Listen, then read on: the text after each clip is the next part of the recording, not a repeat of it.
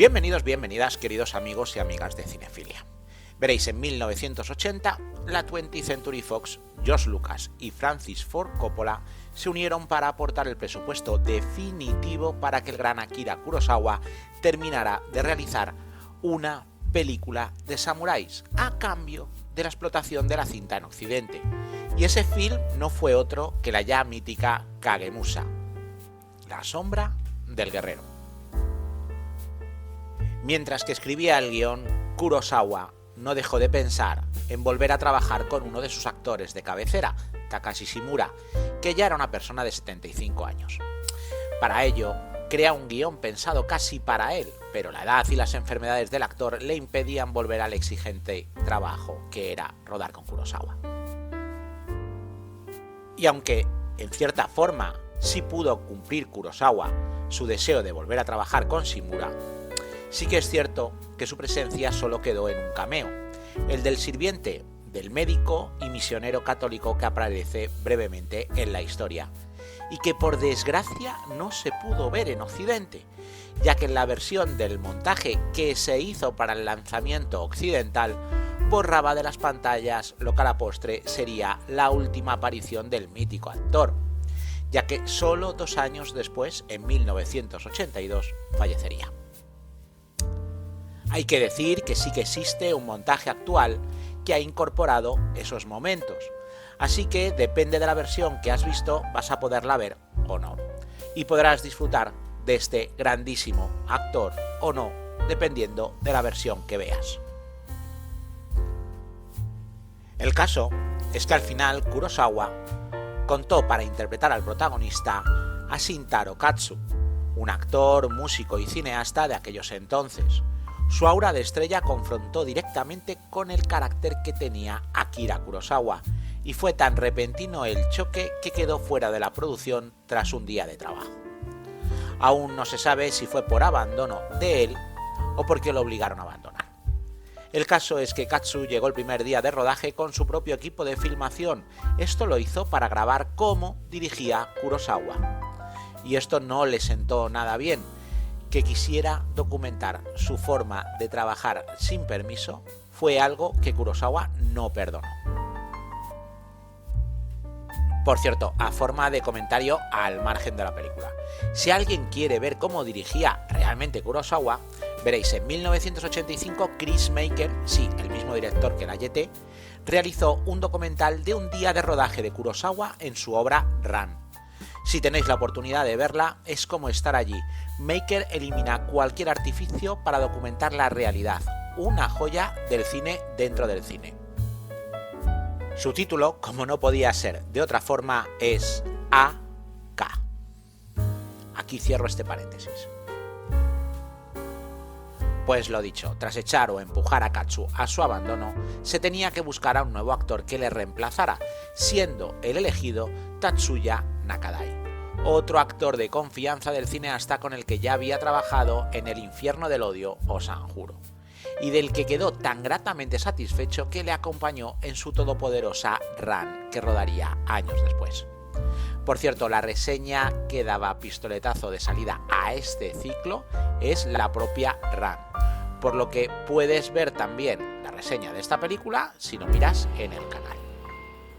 Y bueno, ¿qué os parece ahora que hablemos de qué va esta maravillosa película? Como ya sabéis los más veteranos del canal, como siempre, sin spoiler. Es una norma que nunca nos saltamos en nuestras reseñas. Pues bien, vamos allá. Antes de nada empezamos por decir qué significa Kagemusha. La palabra se refiere al doble de un mandatario que sirve para hacer creer que éste está en un lado, por ejemplo en el frente de batalla, cuando realmente está en un lugar seguro. Y es que la película se centra en una época convulsa del Japón medieval. Allí los shogunes se han enfrentado entre sí para unificar bajo un único mandato a todo el país. 3 de ellos tienen el poder y se baten en una lucha encarnizada.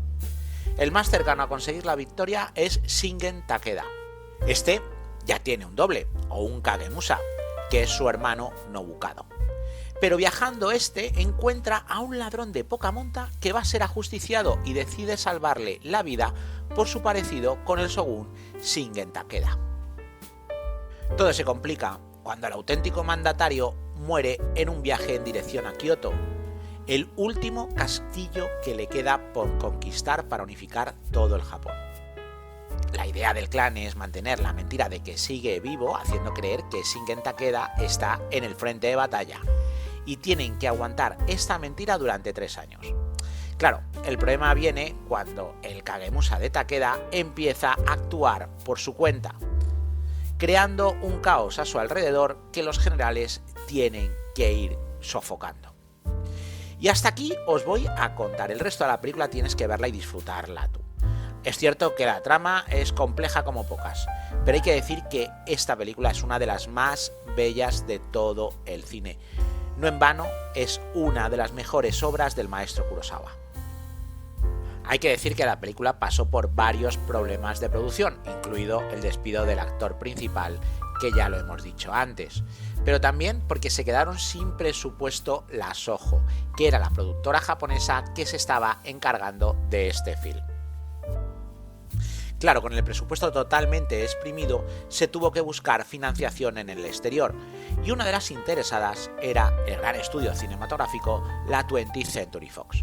Pero esta tampoco quería o podía asumir en solitario el sobrecoste de la película, por lo que necesitó de 2 cineastas que tenían suficiente músculo financiero como para hacer frente a esta inversión, siendo estos Francis Ford Coppola y George Lucas. Hay que decir que por separado. ¿Por qué quiero decir esto?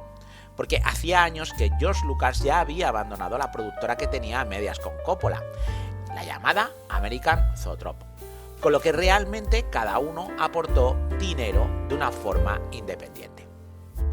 El caso es que Kurosawa creó una epopeya tan mítica como las grandes producciones de Hollywood, con un metraje de 180 minutos, que es mutilado en la versión original a algo más de 140.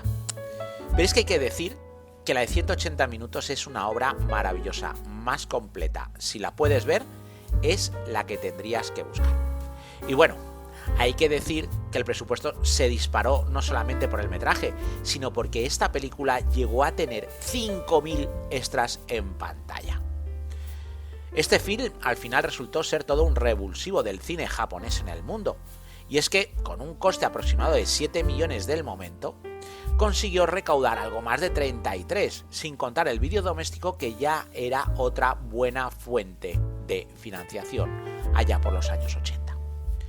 Por lo que hay que decir que esta fue una de las obras más rentables del director. Este film fue la película japonesa con mayor recaudación en la taquilla del país. Hay que recordar que Kurosawa y la taquilla de Japón siempre parecían estar peleados. Y en cuanto a premios, pues tampoco le fue nada mal. 2 nominaciones al Oscar de Hollywood, la Palma de Oro de Cannes y un premio César de la Academia Francesa de Cine, además de un Donatello italiano y una nominación a los Globo de Oro.